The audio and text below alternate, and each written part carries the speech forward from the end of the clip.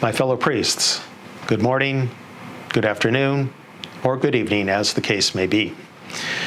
Welcome to Clergy Study Days 2020, an altogether new experience for us. Of course, part of the benefit of these study days is the opportunity for us to be physically together in order to build up bonds of greater priestly fraternity among ourselves. Although that is not possible this year in this unique way we're holding the study days, nonetheless, we will still be able to reap the benefits of the learning and ongoing formation that these clergy study days afford, while we continue to pray and hope that we will soon be able to resume our in-person activities. I first of all want to remind you all of the importance of observing all of the safety protocols when celebrating Mass for your people.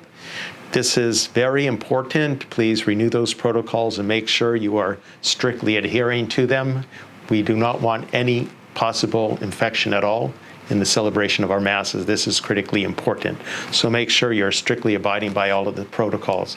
And also please continue to remind your people to follow safety practices that are being urged upon us, especially that message of the 3 W's: to wear a mask, to watch your distance, and to wash your hands. For this year of 2020, we chose as the theme of our Archdiocesan Clergy Study Days, Laudato Si, the 5th anniversary. In keeping with the encyclical's theme of applying Catholic social teaching to issues about the environment, last month Pope Francis focused his weekly general audiences on these principles. He stated, "Contemplating and caring are 2 attitudes that show the way to correct and rebalance our relationship as human beings with creation." In particular, he noted that these days during the coronavirus pandemic, it is necessary to look after and care for each other. He said, "Our poorest brothers and Mother Earth lament for the damage and injustice we have caused and demand we take another course. By following the path of contemplation and caring, we, as he says, become guardians of our common home, guardians of life and hope." Motivated by these notably prescient words of Pope Francis, my hope for these study days is for all of us to, first of all, become more familiar with the science of climate change and how this affects the entire globe, as well as more familiar with the application of Catholic social teaching to this crisis.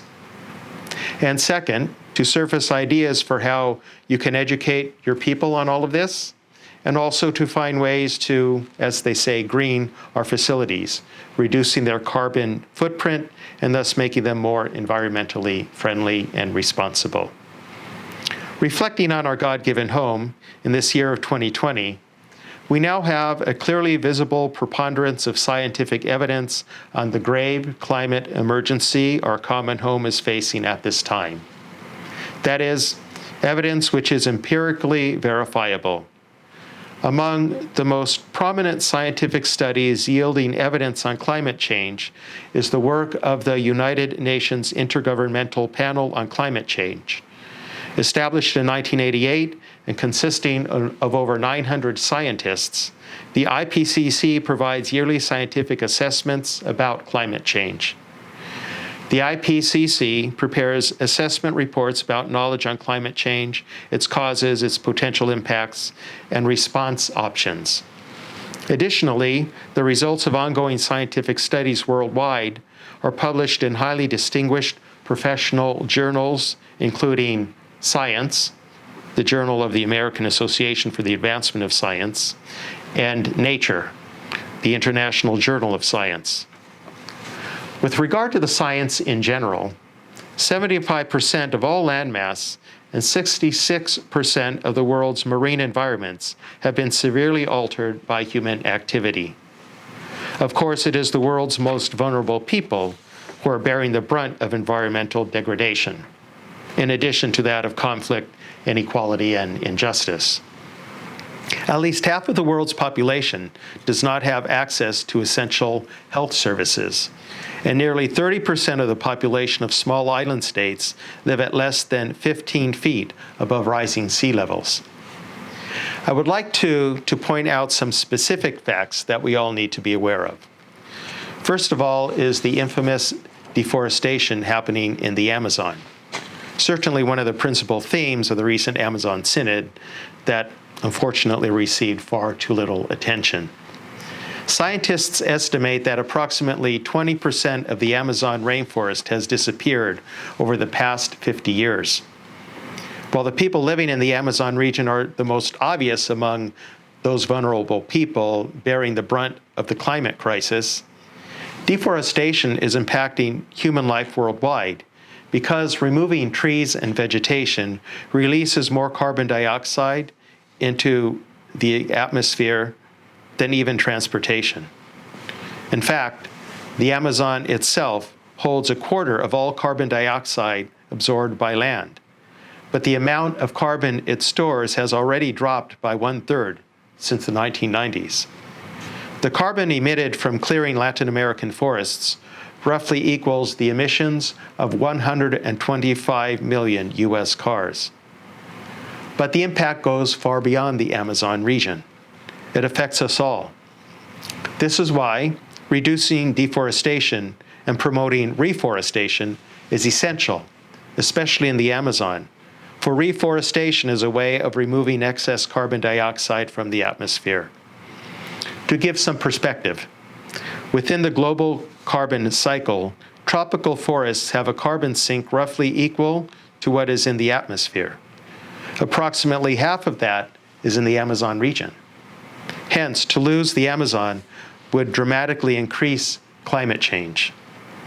Forests are key to climate. Secondly, I would also like to give a brief review of 8 specific facts and figures on the current reality yielded by the work of the IPCC. 1, that is the warming of the oceans. Due to climate change, the world's oceans have warmed, the amounts of snow and ice have diminished, and sea levels have risen. 2, the warming of the atmosphere. The World Meteorological Organization expects that last year, 2019, will fall among the top 5 warmest years ever recorded. 3, climate-related risks to health, livelihoods, food security, water supply, human security, and economic growth. These are projected to increase with increased global warming. 4, direct economic and human losses resulting from climate-related and geophysical disasters. These caused the loss of an estimated 1.3 million human lives between 1998 and 2017, and a loss of almost $3 trillion. 5, global climate finance. Climate-related financing has increased over the years, including significant increases in developing countries. 6, on the other hand, investment in fossil fuels. This continues to be higher than investment in climate activities. 7, the need for investments for disaster risk reduction. An investment of only $6 billion over the next 15 years would result in total benefits of $360 billion in terms of avoided losses over the lifetime of the investment. And 8, projected losses due to climate change. Global losses are projected to rise by more than 100% to $157 billion each year by 2030. One last quick specific fact that hits close to home. For us in Northern California, the recent months of August and September recorded the hottest temperatures on record since 1880.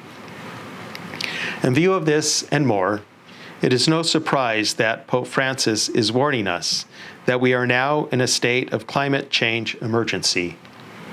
He reminds us of our Catholic responsibility to prepare our common home for the present generation, and especially for the future generations, the children, the grandchildren, and the great-grandchildren of today. Indeed, It is no longer just a problem, but an emergency.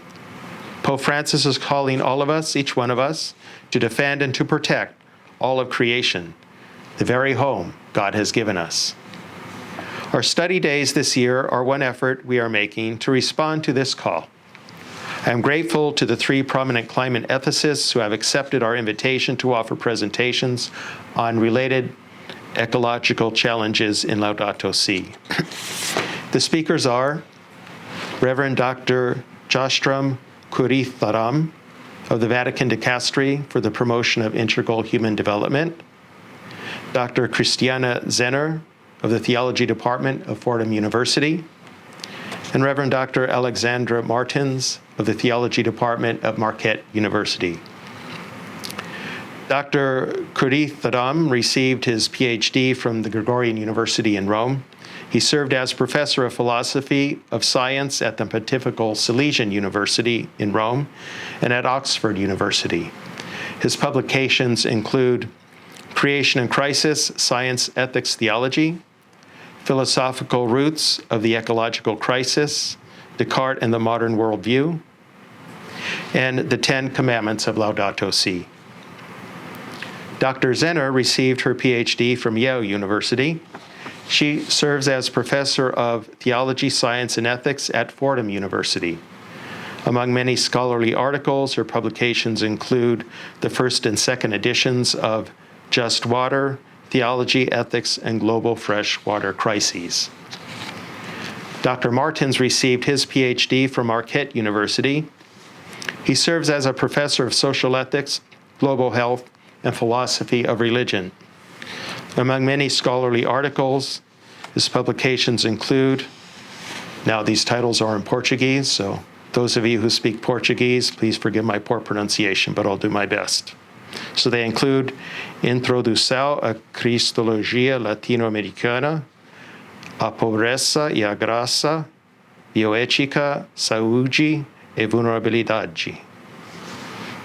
It is a pleasure for me to invite you, our dear priests, to view all 3 of their virtual presentations at a time convenient for you.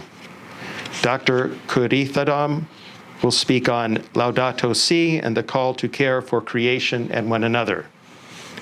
Dr. Zenner's talk is entitled Science and Tradition in Laudato Si and Catholic Social Teaching. And Dr. Martin's talk is Integral Ecology and Learning from Below, Care for the Earth and for the Poor. As we ponder the climate crisis facing us and the authentic Christian response that is called for, let us recall that Pope Francis's encyclical on the environment is inspired by his and our patron saint, St. Francis's Canticle of Creation. Let us then begin with the beginning in mind and keep that always as our vision.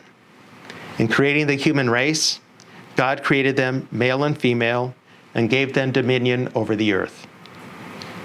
That is, our Christian vision teaches us that we are to exercise stewardship over all that God has given us, not to exploit it for our own selfish purposes, but to use it in accordance with God's will, for living our vocation faithfully and well here on earth, which is our common home in this life, so that we may reach our true home of heaven when we pass from this life to the next. May our clergy study days this year be especially informative and enlightening for all of you. And may you remain in good health. God bless you, and thank you for your priestly service to the people of our Archdiocese.